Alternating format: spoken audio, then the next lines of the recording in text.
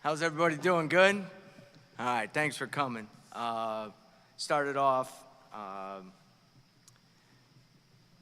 very blessed and honored to be named the new general manager of the Phoenix Suns. In this unbelievable community with a great fan base, the Phoenix Suns, one of the greatest franchise in the NBA. 30 years of basketball has brought me to this position, and I'm excited about this opportunity that's in front of me. Been very, very pleased with the roles that I've played in this organization over the last 2 years. I love Phoenix, I love the community, and I'm very, very excited about what's next and what we're gonna build here. I'd like to thank, obviously, our owner, Matt Ishbia, for this tremendous, tremendous opportunity.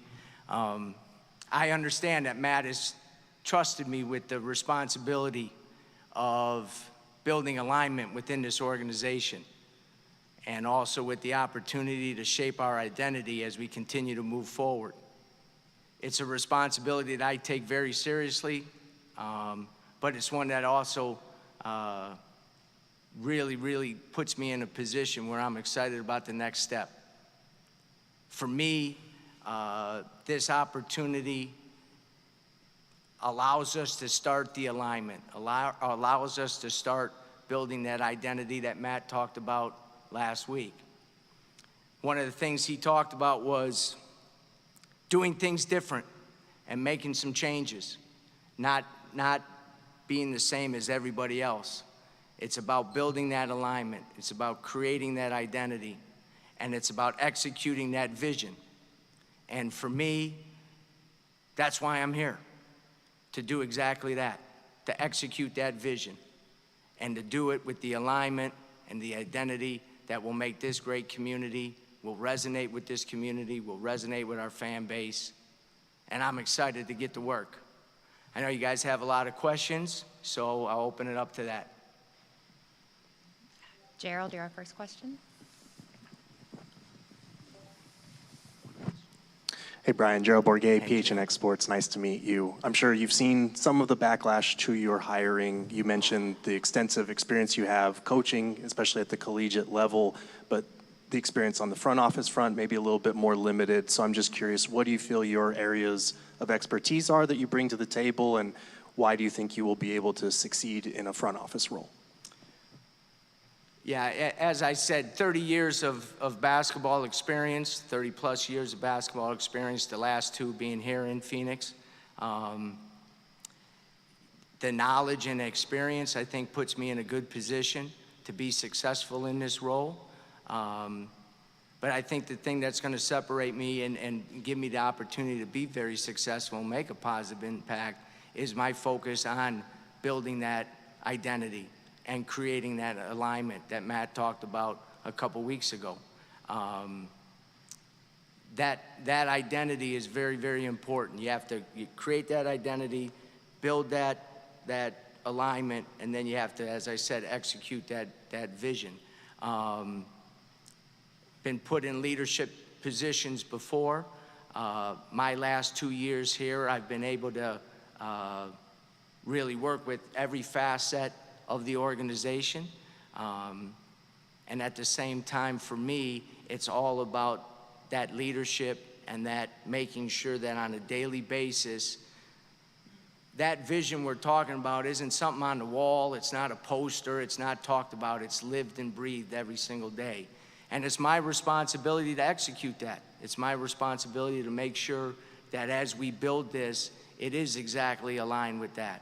And for me, this opportunity is a great one. And the experience that I've been able to have in the different areas, obviously with the evaluation piece, with the coaching piece, with the relationship piece with not only the players, but with the coaches and so forth, I think puts me in a good position to be successful. Dwayne. Hey, Coach. First, congratulations on this opportunity.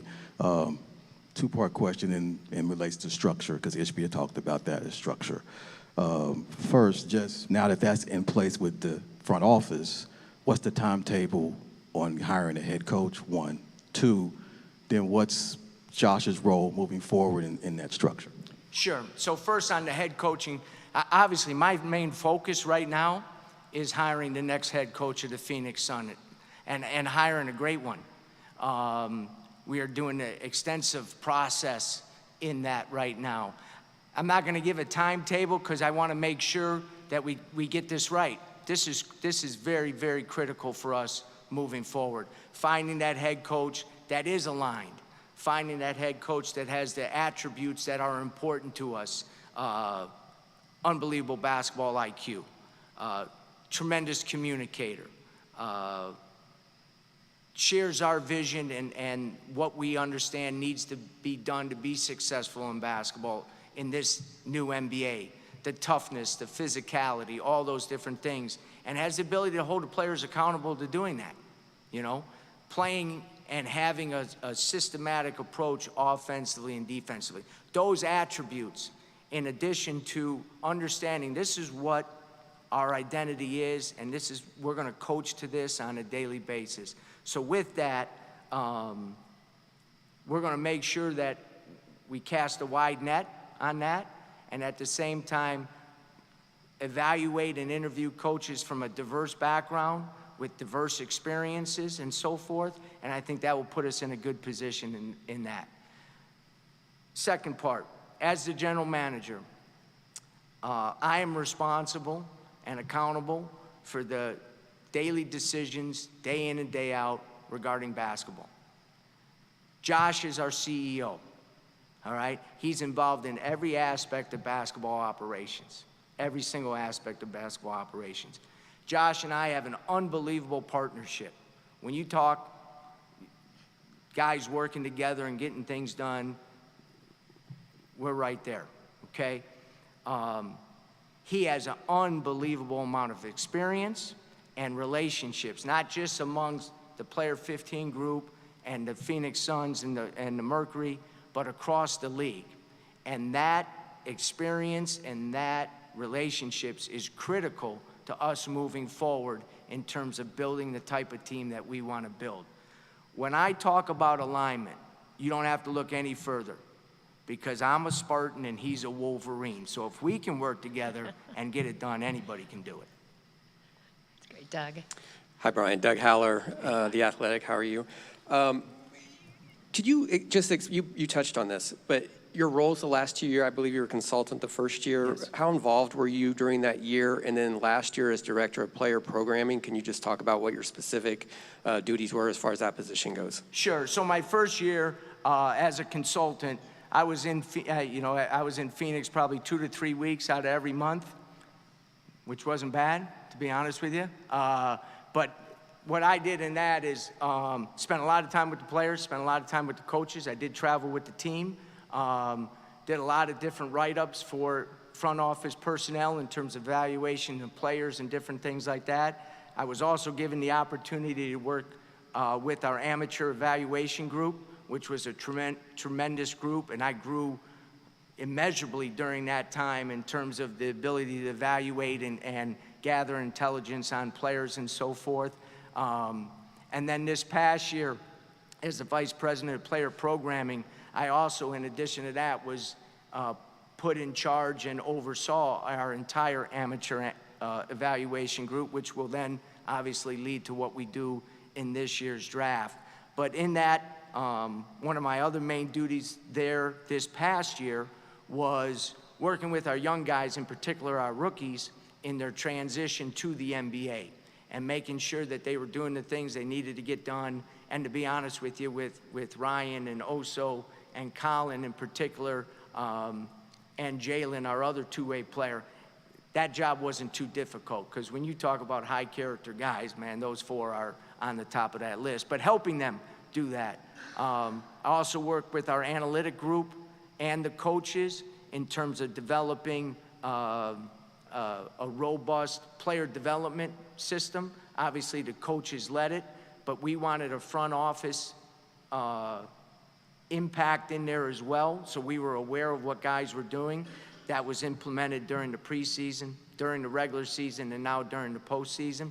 So the best part for me is over those 2 years, as I mentioned a little earlier, from the coaches to the players. Every facet of this organization, coaches, players, front office personnel, analytics, medical staff, strength conditioning, from equipment to, I touched everybody in that. And for me, over a 2-year span, it was like a master's class in what was going on within an NBA organization. Kellen? And over here, Kellen Olson, Arizona Sports. Nice to meet you. Nice Welcome meeting to the you. Valley. I was curious, it's been well documented for the Suns how they do not have their own draft picks coming up. They still do have some draft picks. Matt has been on the record about how he feels about the draft and its importance in terms of both short-term and long-term picture. I was curious how you feel about that and the draft's importance, both short-term and long-term, in building a roster. Yeah, I think there's a couple key factors in that. Number one, the draft is critical in building your roster. You're bringing in young talent that's under team control, so that's a great asset to have, and it's important that we value that, and we do. As I said, I had oversight over our amateur evaluation group this year, and we rebuilt that. And with the help of Matt Tellem, who was in charge on the pro side, there is complete alignment in those two groups now. And we've created the databases that you need to have in order for both groups to work effectively together. As I've been elevated, Arande Telefero is now the assistant GM in charge of that. And I've known him for a very long time and great background, so he'll do a great job in that position as well. But with the draft, the key with that is valuing it. But there's 3 other ways in terms of building your roster and building a team that can be competitive and could be competitive in the postseason as well. There's trades, there's free agency. And one area, when we talk about thinking differently and changing things and creating an identity, one of the key factors in that is the other key factor to building your roster, and that's player development. We have to be laser focused on what we're doing and getting our players to improve, not only during the offseason, but during the season as well. Taking those players, having them work and be coached and be directed so they get out of the box that they came in when they got here. And when you do that, you add all those 4 together, a lot of times starting with the draft, because that's your younger guys, then you're in a great place to not only build a competitive roster, but build a roster that can be competitive as the season progresses, hopefully into May and June. David? Hey, David Brandt with the Associated Press. Good to meet you. Good meeting you. You know, when Matt was talking, I guess it was a couple weeks ago, you know, and he was talking about he wants a franchise that shows, I think he said, some grit, some grind, some joy, all that. What does that look like in practice? I mean, is there a particular franchise, college, pro, anything that you think has done that particularly well that you're trying to emulate this franchise after? Well, I mean, I would never shy away from my particular background at Michigan State and so forth. You know, sometimes you hear, well, that's an NBA thing or that's a college thing. There's also a right thing and a right way to play. And when we talk about that identity and we talk about the toughness that you have to play with, the unselfishness that you have to play with, the grit that you have to play with, the ability to keep working through things even when they get tough. And why do you do it? Because you love it. You actually love it. When we talk about the grind, just a relentless work ethic on a daily basis. We talk about urgency. We're a get it done today kind of team. That's what we need to be. We're going to get it done today. We're not going to wait to be the best version of ourselves. We're going to do it today. You know, those have to become your daily habits. Those have to be, not, as I said earlier, not just talked about, but those have to come to life. When we talk about identity, when we talk about culture, that's who you are on a daily basis. So that's not just in practice. That's out in your individual skill work. That's in the weight room. That's in the training room. All those things come into play. And to be honest with you, that's our organization.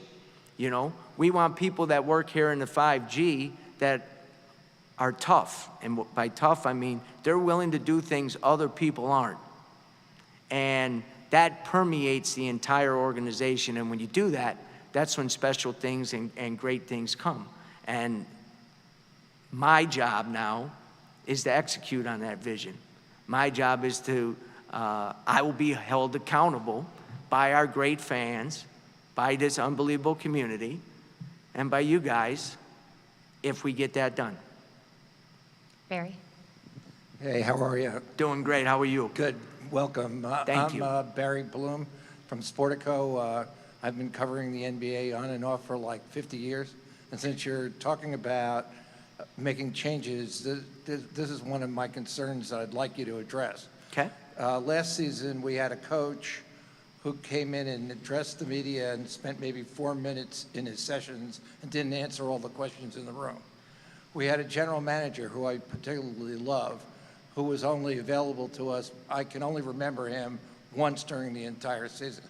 Would you guys pledge in your new approach to be more open to us, for you to be available on a more regular basis, whether it's individually or in a group, and to make sure that your new coach does what just about every other coach who came in here during the season did, and that was answer every question in the room?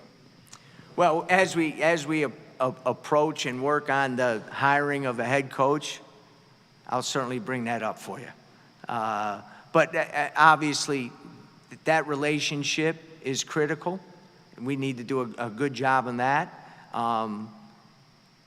And if it's something that we need to improve in and change and make better, not necessarily for you, but for your readers and the people that follow you, because to be honest with you, they're the most important, you know what I mean? And so I'm not sure I'm in the pledging mode right now, but I'll definitely take it under consideration for you. Richard. Brian, Richard Sines, Hey, Fox Richard. 10. Congratulations. Thank you. Kind of a two-parter here on alignment. You've talked about, being aligned. You're a Spartan. Matt Ispier's a Spartan. How much does that help in your guys' alignment, your relationship with him, the history you have? And when it comes to hiring this new coach, what's the priority on getting a coach before the draft starts to make sure you're aligned with that particular person when it comes to getting the players that you want? I'll address the first one. Matt and I are a team. We are completely aligned. As the general manager, my job and my responsibility is to oversee the day-to-day operations of us basketball-wise. I report to Matt Ispier. Matt is an owner that is involved, and I like that. But he has also empowered me to build this team and to build the identity and to build the alignment that is so important. But Matt and I are aligned. And the one thing I will say is this: I'm never going to shy away from the fact that one of the reasons I'm sitting up here is because of my relationship with Matt Ispier. But that relationship is founded on that alignment. Shared values, shared work ethic. We've been through a lot together, and he trusts me and I trust him. And he has empowered me with this responsibility of executing the vision that we've put forth. We share the same vision of what our team needs to look like and how we need to play and how that can lead to successful teams. Second question, I just went on so long I can't even remember it. Yeah. Again, the time frame isn't as critical as getting the right coach, but there is some merit to making sure that who we're bringing in, because that's the alignment. Matt Ispier, myself, head coach, all three of us. At the same time, bringing in multiple guys with our first and second round picks is going to be very important for us, bringing in guys that can not only possibly impact us right away, but have a great pathway to development and success down the road. I can't promise anything on that, but obviously I think there is some benefits to that. I'm not saying it's a a black and white issue. It has to be done. But I would agree, there are some definite benefits to that. Dana? Dana Scott, Arizona Republic. How you doing? Yeah, good to you. Good, good. All right, congratulations. Thank you. You are sliding over into this GM role, and James Jones has been in this role for 7 years before you. So now that he is transitioning to senior advisor, has he given you any initial advice taking on this role after being in war rooms with the draft and, player development and such? Over the last 2 years, James and I have spent a lot of time together, and we have a great relationship. There's the respect level from my end is incredible. I think we're fortunate to have James stay in that senior advisory role. He's going to lean in and help with the player 15 group, with the Suns and with the Mercury. So again, I think it's our relationship will only continue to grow on the professional and on the personal level, because he's a heck of a guy. You know what I mean? And I'm looking forward to that. Brendan? Hey, Brian. Brendan Hey. Clean, Locked on Suns podcast. I guess a similar question to Dana's. In these past couple years, what kind of relationship have you been able to develop with Devin Booker? He kind of surprised some of us down the stretch of the season, being very vocal about his intention to kind of have more of a voice, big picture with the franchise. I wonder how you expect to implement that and kind of pull from what he wants to do. An old crappy gym, I think it was in Indiana when he was 15 years old. I went and my assistant told me to go see this kid play from Grand Rapids. I went and saw him play, and I told my assistant, you don't have to see him play anymore, because there's no way he's going to Dayton, Ohio. So we have a relationship that goes a long way back, because we actually recruited him then. There's an unbelievable amount of respect I have for Devin in terms of how he goes about the professionalism and all those different things. But his voice is very, very important for us. And side note, he was one of the first guys to hit me up and congratulate me when I was named the new general manager. So that relationship, like all my relationships with the players, is always constantly trying to increase and improve and so forth. But he's seen a lot. He's got a high basketball IQ. For example, with the coaches, talking with him in terms of what are the attributes that make a great NBA coach right now. It's probably changed in the time that he's been in the league. And getting that input from him, but getting that input from other players as well, is very, very important. That collaborative effort within the NBA is becoming more and more crucial for success. You got players that have played a long time, players that have seen a lot of different things, and if you're not in touch with them and communicating with them, I think it puts you in a difficult spot. So from a front office perspective, and then obviously back to the coaching perspective, those things are very, very important for us, because if you don't do that, there's no way you can build the alignment. There's no way you can create that identity, because it has to be, everybody has to have both feet in on that. I always say all in, all out, all the time. That's got to be done. And with someone with Dev, I mean, it's great for him to stand up and say, listen, I need to do more of this. This is important for me, but it's important for the franchise. Because the one thing he does, everything he does, is always what's in the best interest of our franchise. And, and his everything in the community and stuff like that, so. Mark? Hey, Brian, Mark McClune, Arizona's family, welcome. Thank you. Hey, how do you balance what you said, the excitement of taking this job, but also just the perceived challenges, limitations currently with the roster of building what you want to build? Well, first off, right now, I think we got a pretty talented roster. I would agree with Matt, what he said last week. It's not a 30-some win roster.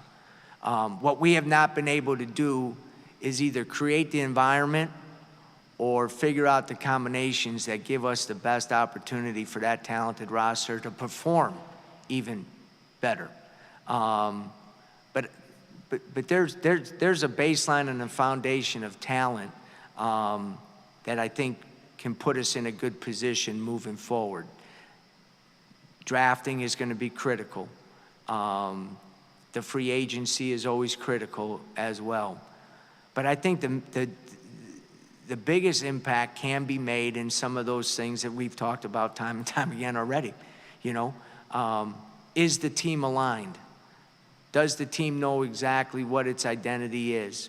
Because when that is added with talent, and then the execution part of that, and if that's added with the talent that we have, we're pretty darn good. How good? That a little bit depends on development during the season and some factors maybe outside of our own control. But it gives you a fighting chance. And when you got some of the guys we have on a roster, if you got a fighting chance, you're gonna take it. So I think that's gonna be, it's an important question that you ask. And for us, that's part of our job to figure that out, to be able to implement who we have, add a piece here or there, and see if, when all that's mixed together, if you can produce a competitive team that has to be able to compete every night. Every night. I always say, when I talk about the identity, one of the things is really important, like when our fans leave the arena, here's what I want them saying. Man, that team plays hard. That is the most unselfish team I've ever seen. Did you see the second and third effort that team made on the defensive end? Every loose ball, that team was on the floor. That team looks like they enjoy playing with each other. They play with joy. They play with juice. They play with all the things. That's identity, because now it doesn't just talked about, people feel it. And with our roster and with the roster we're going to build, if they feel it, things are going to be very good. Shane. Brian, Shane Young with Forbes, nice to meet you. Nice meeting you. I'm just curious, you have a lot of coaching background and player development experience, and with that comes developing and maintaining the relationships with players. And you kind of touched on it with Brendan's question earlier, but how do you see that carrying over and applying to this role as GM? With our current players or players? Yeah. So, I think very fortunate in my coaching career, not only as a head coach, but as an assistant, to work for some great guys and to coach some high-level dudes during my time. So fortunate, I think I have a good eye for talent. I do have, because of the amount of years and so forth, great relationships, as I said, in grassroots and in college. But I think that's going to be an important factor in not only the drafting of the players, but also in the free agency and trades, because intel is so critical on that. The evaluation piece, not as hard as getting the correct intel on guys. Because as Matt said last week, there might be a time where a player's available, but doesn't fit what we do. And where it may look great, and I got to say, Matt, he's not a Phoenix Sun. That's not how he lives his life. That's not how he plays. That's whatever the case might be. And that's really important. And hopefully my experience, the knowledge that I have, the relationships that I built, transitioning over into a general manager role, I think that will come into play and be very effective for us. Cam.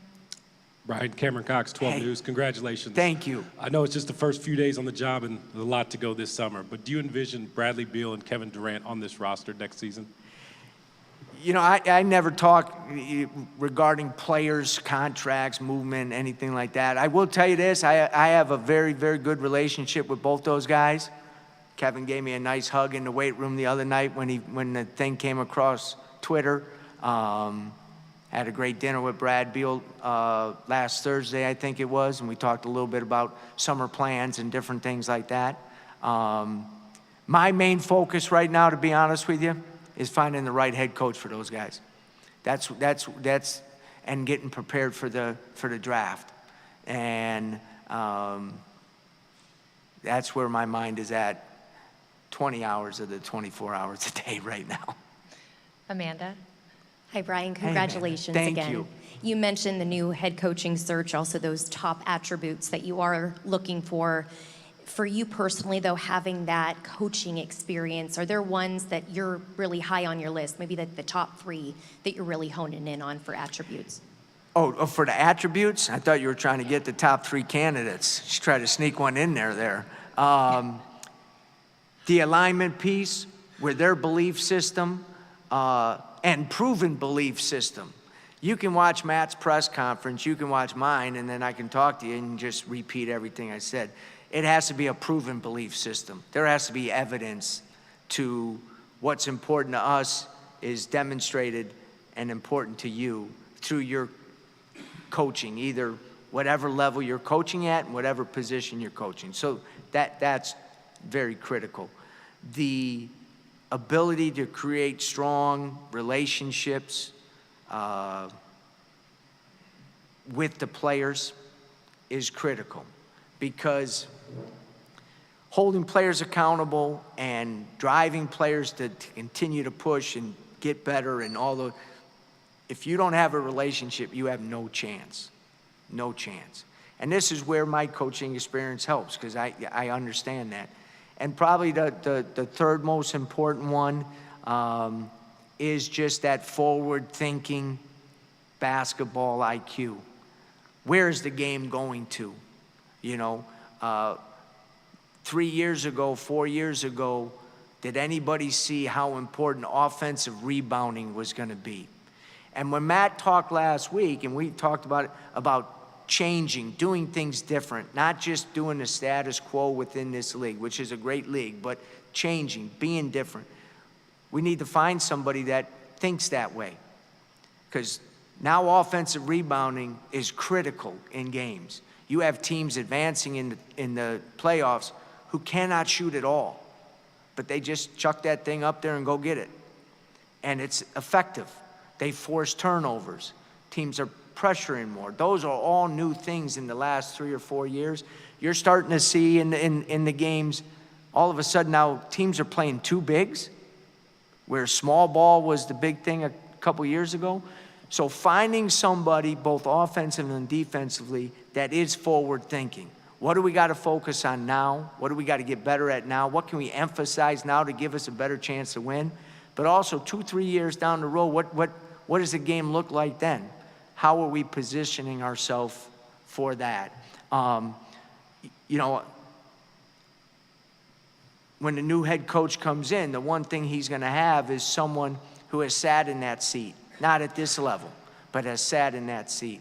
And so me empowering that coach, the support, I'll understand what he's going through in various situations and so forth. And I think that's going to be a big assist for them, and a big assist for our organization as well, because it's a long season and you got to be able to handle different things and handle adversity. But that guy's going to be gritty. So he's going to be able to fight through adversity to get to where he wants to get to. All right, last 2, Dwayne and Kellen. Thank you. Coach, just look, I keep calling you Coach because, sorry. Nah, that's fine, that's fine. My apologies. Better than other things, probably. Right. But what's the level of importance of trying to get under the second tax apron? Right now, I'm charged with building a competitive, making sure we have a competitive team next year. We understand the cap situation, and when the time comes that if we need to make that decision, then we'll make that decision. And the one thing I can tell you is this: whenever you see a decision by the Phoenix Suns, whatever it is, whatever it's pertaining to, you can mark it down. That's a line decision. That everybody is on the same page on that decision. And I think that's critical, because I think there are times when decisions are made and maybe there isn't that alignment. And if things don't go well, then I never thought, that ain't happening here. That is not happening here. So when we make that decision regarding the cap and the second apron and what we do, that will be an aligned decision. Kellen? Last Brian, question. you mentioned not hiding away from the fact that part of the reason why you have this job is because of your relationship with Matt. Yep. I was curious for you what you're looking to prove out of this scenario, because certainly you have an expansive basketball resume, but the lack of NBA experience, the lack of NBA front office experience has been there, and you've been criticized for that. But what are you looking to prove from this that you're more than just this relationship that you have with Matt? Well, obviously, like I said, I think the relationship with Matt is a key factor, but I also think my body of work over my 30-some years of basketball has put me in a position where the leadership aspects of this job, as I said, I'm excited about that. And I think that I don't necessarily am driven by the prove people wrong or anything like that. But I will say this, I understand that to the fans and to you guys, I'm going to be held accountable to executing this vision. I'm going to be held accountable to the success of this team. I completely understand that. I don't shy away from that either. You know, that actually excites me. One other area that Matt and I are extremely aligned in is our competitiveness. So you're going to throw that challenge out there? All right, let's go. Let's go. And no one's going to outwork me. I think that's, you know, that's a skill, that's a talent. Don't let anybody fool you, that's a talent. And we're going to think differently. We're going to be unified in our approach on a daily basis. And when you do that, then the results are going to speak for themselves. I have all the confidence in the world that under my leadership, with the alignment of Matt, with Josh, with our great staff that we have in every area that we have, that those changes are going to result in some great results. Thank you, everybody. Thank you, everybody. Appreciate you.